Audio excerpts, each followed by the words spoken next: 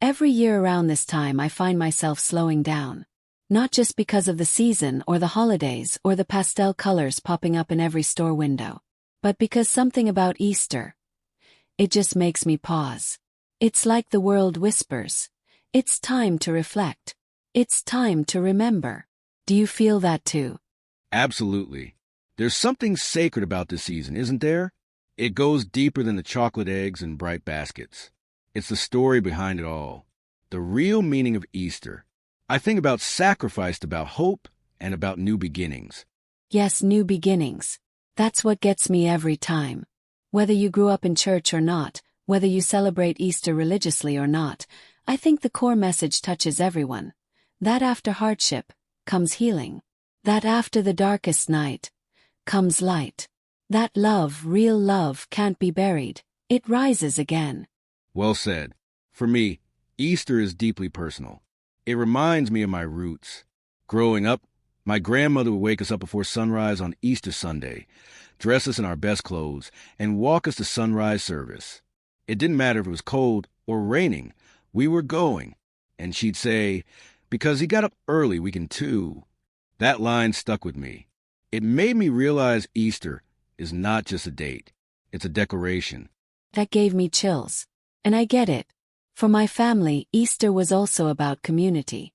I remember we'd spend all week preparing, dyeing eggs on Thursday, rehearsing poems for Sunday's program, baking pound cakes and sweet rolls.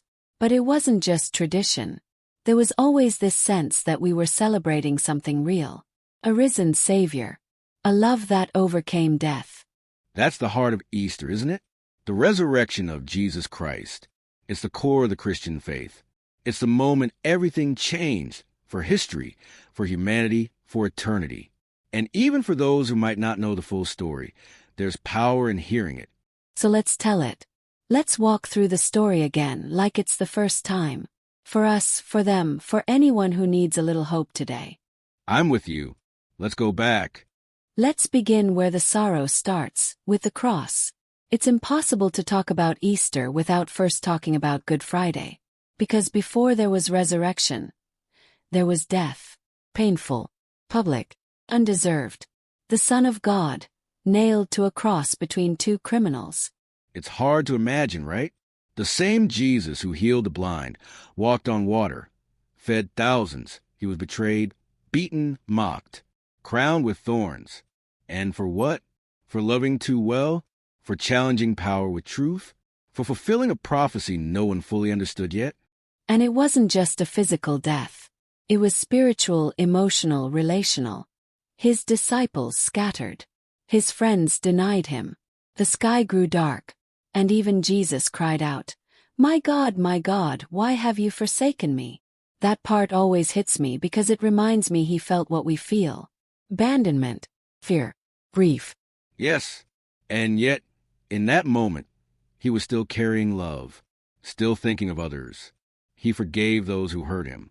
He told the thief next to him, "Today you'll be with me in paradise." He looked down at his mother and made sure she'd be cared for.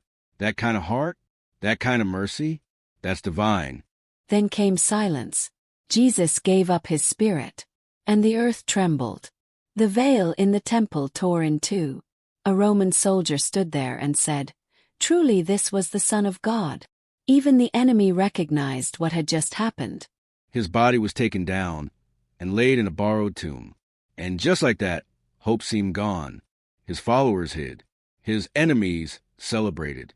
And for 3 days, the world waited. But that third morning changed everything. Women, the very ones overlooked in that time, were the first to witness the miracle. They came to the tomb and found it empty. An angel said, "He is not here. He is risen just as he said." And from there, the news spread like fire. Jesus was alive. He began appearing, first to Mary Magdalene, then to the disciples, then to over 500 people. Not a ghost, not a vision, but alive, eating, walking, teaching. That's what stirs me. The resurrection wasn't just spiritual. It was physical, real. Flesh and blood. He defeated death in every form. That stone rolled away wasn't just for him. It was for all of us. Every doubt, every fear, every failure rolled away. And that's the core of Easter. Not just that Jesus rose, but what it means for us, that love wins. That death doesn't have the final word. That no matter how dark Friday feels, Sunday is coming. Phew, you said that. And we need that message now more than ever. With everything going on in the world, pain, war, division, loss, we need the reminder that there's still life after loss. Still light after darkness. Still joy after mourning. Still peace in the storm. And that's why Easter matters. It's not just a story from the past. It's a lifeline in the present. That makes me think. How do we carry that message forward? How do we live in resurrection power, not just celebrate it once a year? Maybe it starts by remembering who we are. Easter is proof that we are loved, chosen, redeemed. It's not about being perfect. It's about being made new. Amen. And maybe it also means loving people the way Jesus did. Forgiving freely. Serving selflessly. Being a light even when we feel surrounded by darkness. That's powerful. Because the resurrection didn't just change Jesus' story. It's supposed to change ours. It gives us courage to rise again after failure, after heartbreak, after tragedy. Yes. Because if he could rise from death, we can rise from anything. That's the hope of Easter. And that's worth talking about, worth living for, worth celebrating. Let's begin where the sorrow starts, with the cross. It's impossible to talk about Easter without first talking about Good Friday. Because before there was resurrection, there was death. Painful, public, undeserved. The Son of God, nailed to a cross between two criminals. Beyond the powerful message of resurrection, I've always loved the way Easter brings people together. Through tradition. Whether it's a sunrise service, a church choir belting out He Lives, or a table full of food, Easter has this way of uniting hearts. Definitely. In my family, it was always about community. We'd all pack into my auntie's little house after church. Cousins running around in itchy dress clothes, people laughing in the kitchen, sweet tea flowing like water. Somebody would always burn the mac and cheese a little, but nobody cared. It was love. Ours was similar. We had the big Easter egg hunt after dinner. My dad would hide a golden egg somewhere crazy, like up in the tree or behind the grill, and whoever found it would get $20. You'd think we were searching for treasure, but really it was about the laughter and the memories. It's amazing how those simple traditions stick with you. And it's not just in the U.S. Easter is celebrated in so many ways all over the world. Like in the Philippines, they have a pre-dawn ritual called Salubong, where two processions meet, one with a statue of the risen Christ and the other with Mary. When they meet, it symbolizes joy and reunion. It's so beautiful.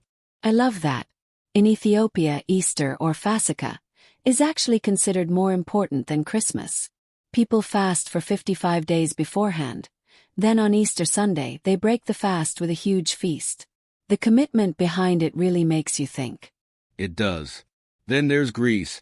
On Holy Saturday, they light candles at midnight and proclaim Christos Anesti, which means Christ is risen, and they crack red eggs together, symbolizing the blood of Christ and the new life of the resurrection. All of it points back to that one moment, the empty tomb. No matter the culture or the language, Easter is a global echo of hope. Exactly.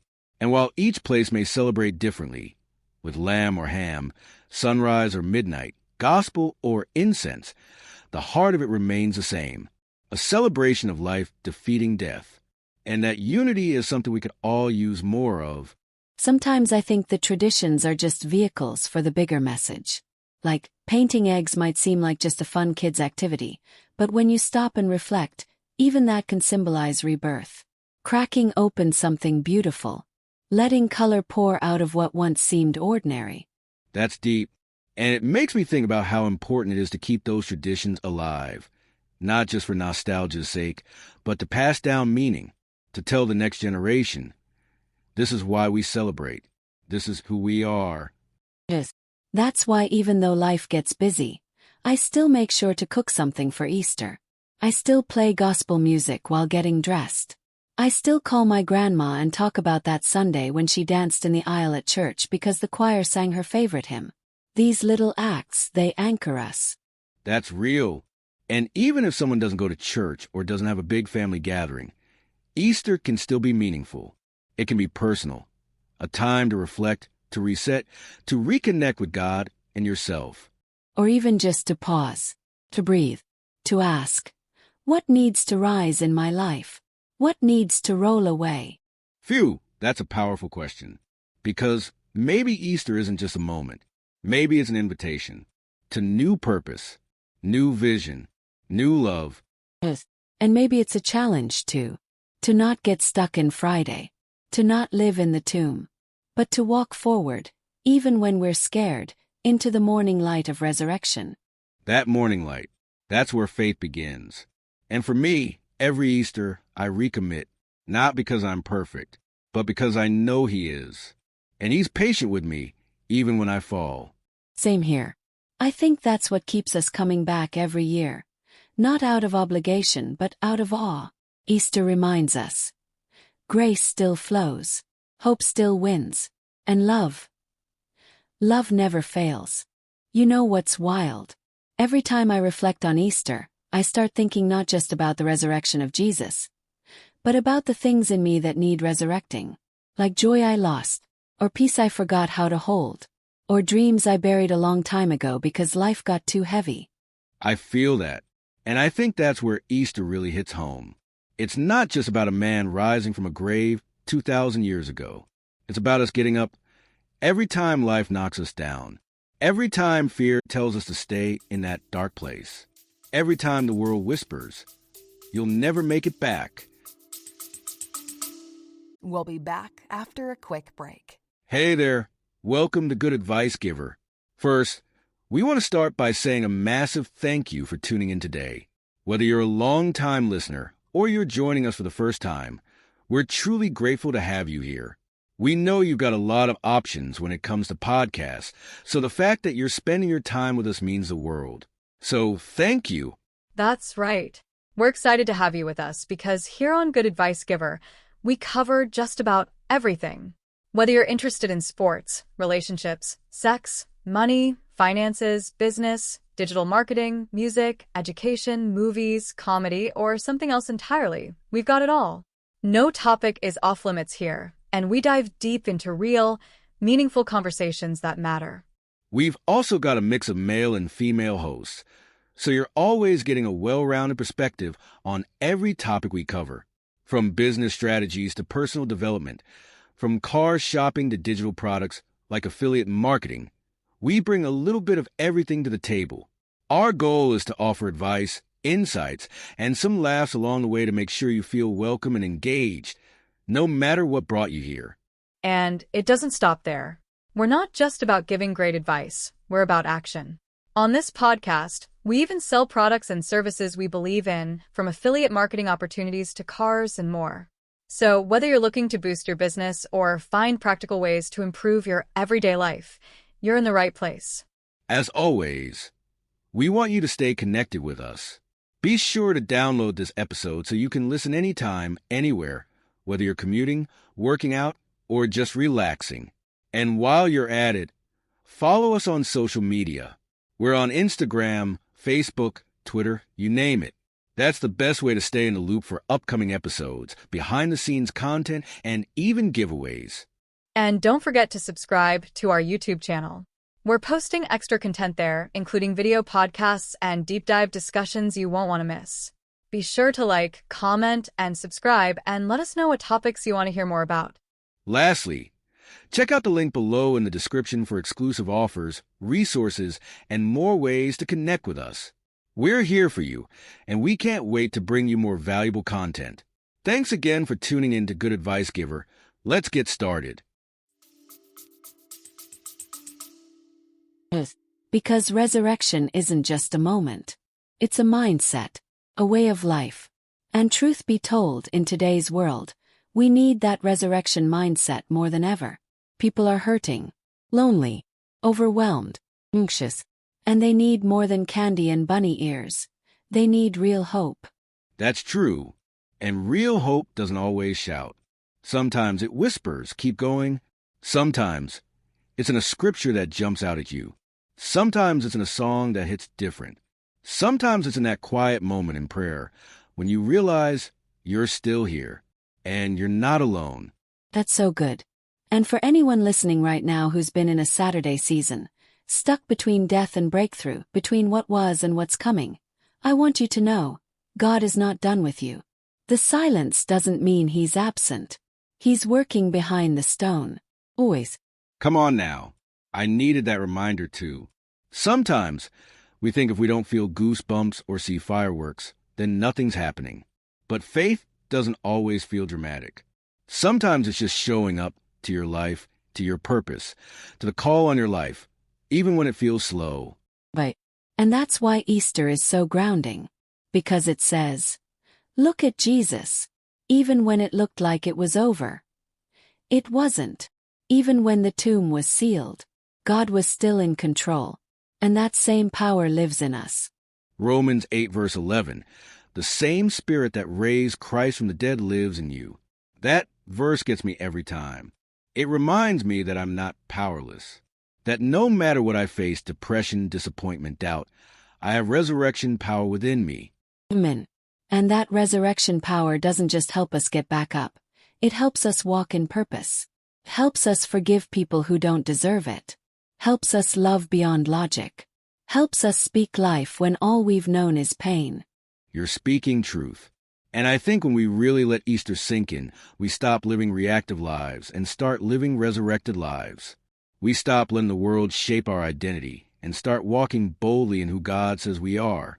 That's the shift. And I believe it's what this generation is hungry for. Not religion, not rules, but resurrection. Something real. Something raw. Something that says, yes, I've been broken, but I'm still here. And that means I've still got purpose. It's also a reminder that our scars don't disqualify us. Jesus still had scars when He rose. But those scars became His testimony, His proof. And maybe our healing will still carry the scars. But those scars can preach. Phew, you better say that. 'Cause people think healing means erasing the past. But Easter shows us healing means transforming the pain. Redeeming the loss. Using what broke you to bless someone else. Exactly.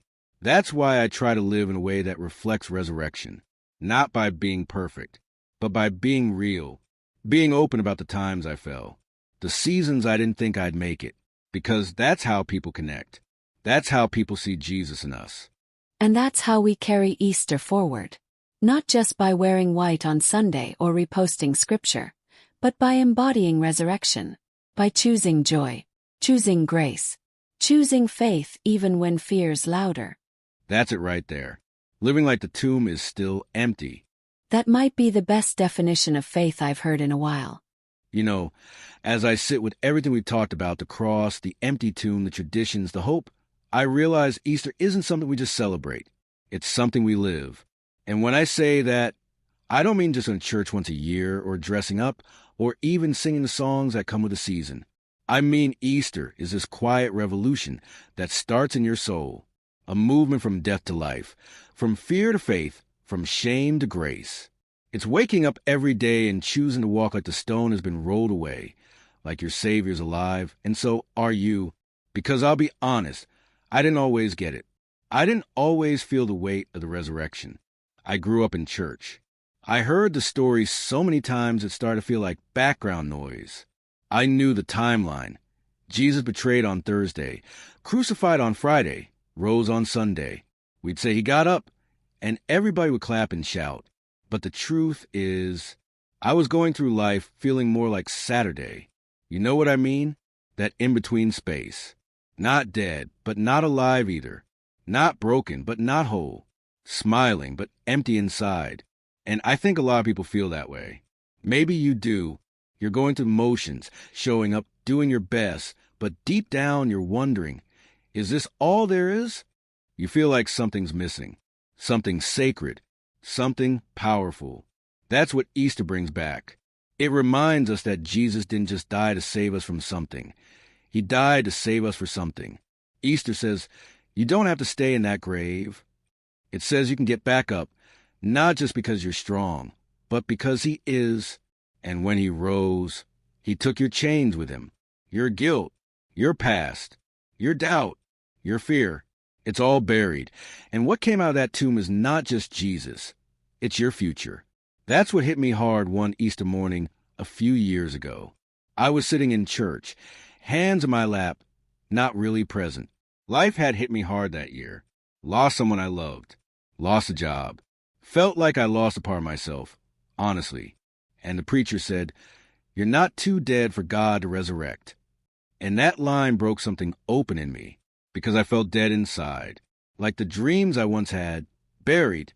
The joy I used to carry, gone. The peace I prayed for, just silence. But that morning, something shifted. I heard God say, "I'm not done." And it wasn't loud or fancy. It was gentle, but it was real. And that's the power of Easter. It doesn't always come in lightning bolts. Sometimes it comes in a whisper that says, "There's more." And that more, that's what I live for now. That's what wakes me up in the morning.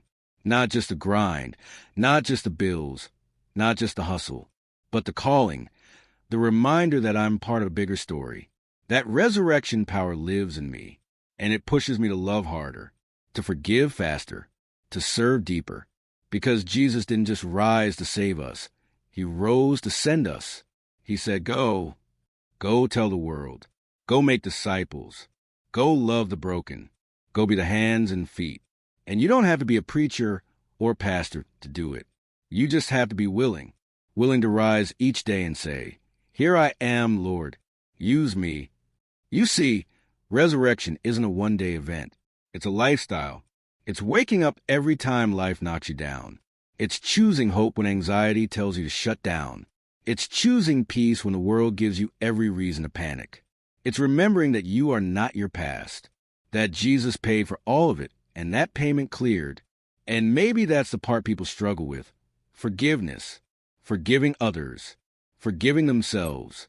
But if Easter teaches us anything, it's that grace isn't earned, it's given. And it's not about what we've done, it's about what he did.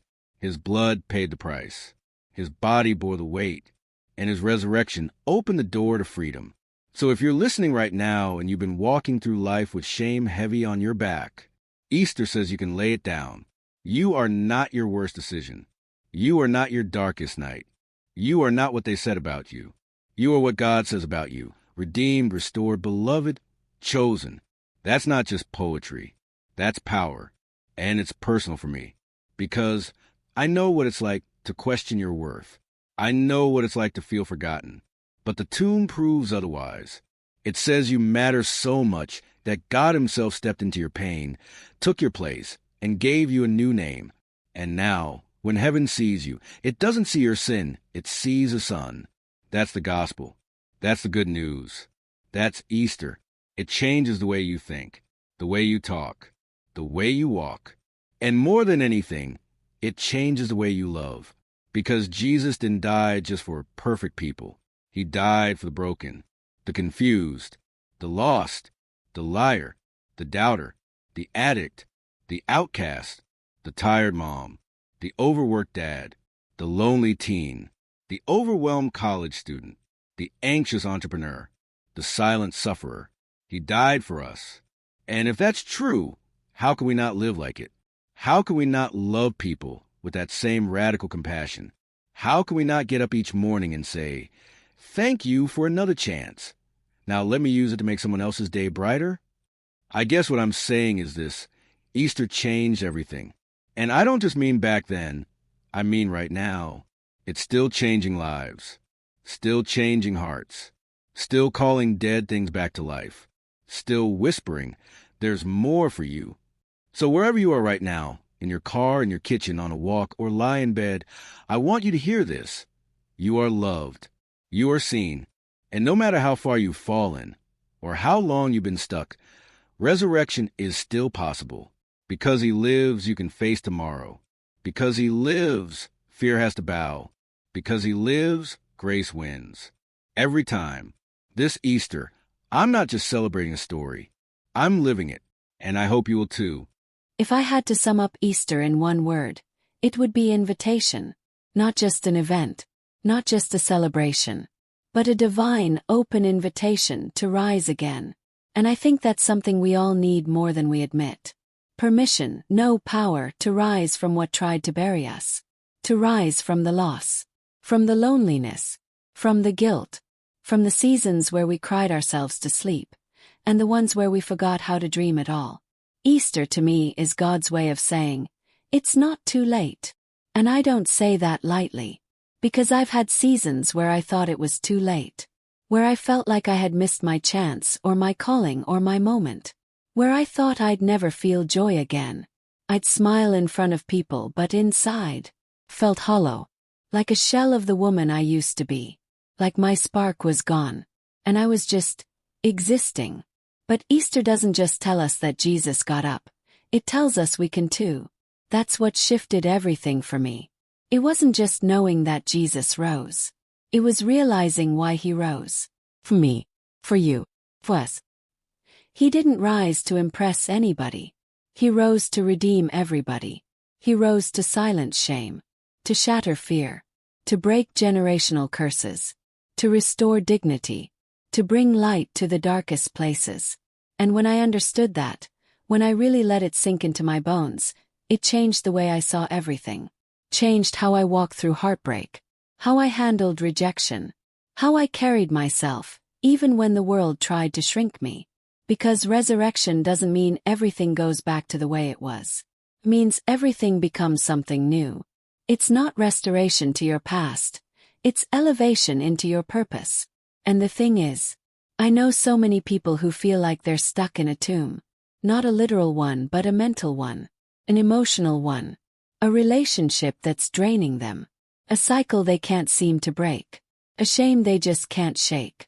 A silence they don't know how to speak through. If that's you, I want you to know something.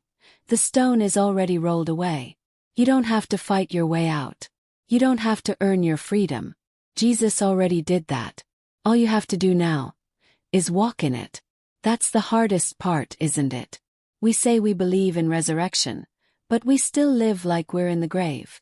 We still hold on to the version of ourselves that died in disappointment. We still rehearse old conversations. We still carry the weight of old mistakes. We still wonder if we're too broken to be used.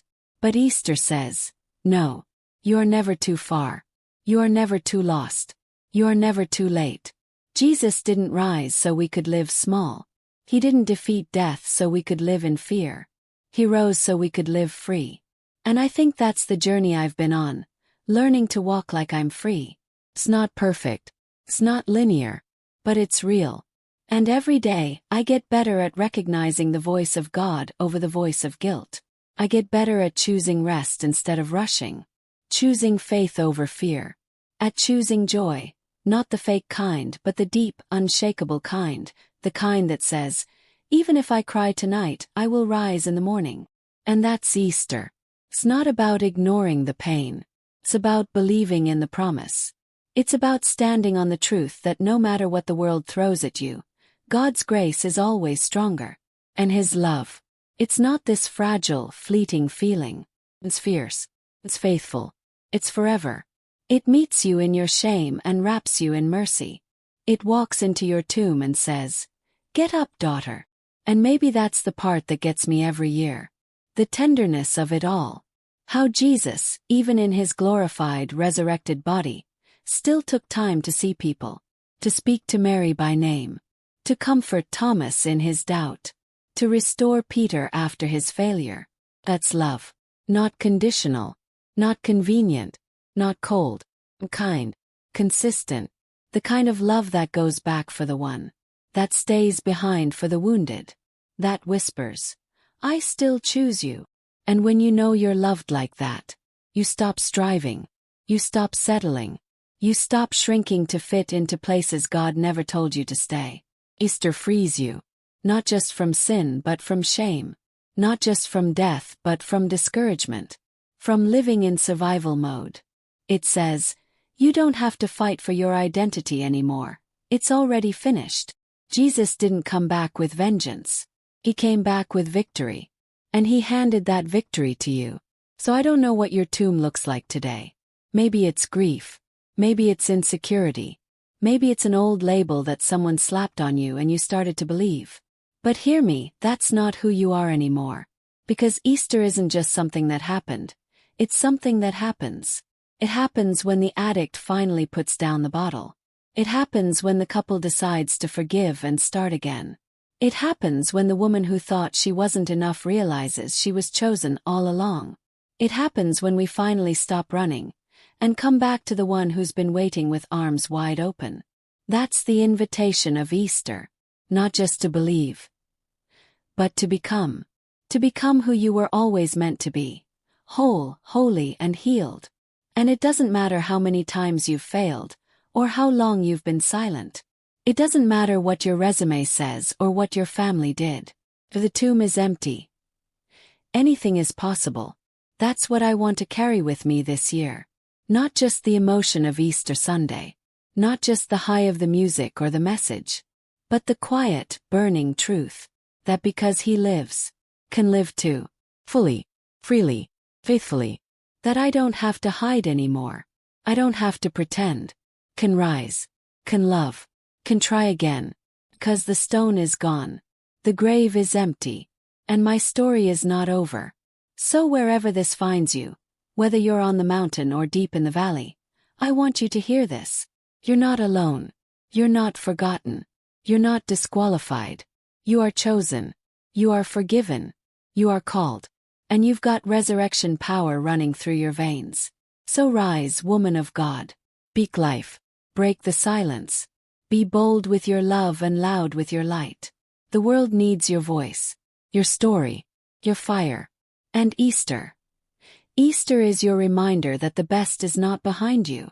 It's just beginning. He is risen. And so are you. Today is your lucky day. Today is the day that our $3 website works for you, paying you directly to your PayPal daily. Imagine $3 ongoing continuous payments to your PayPal account.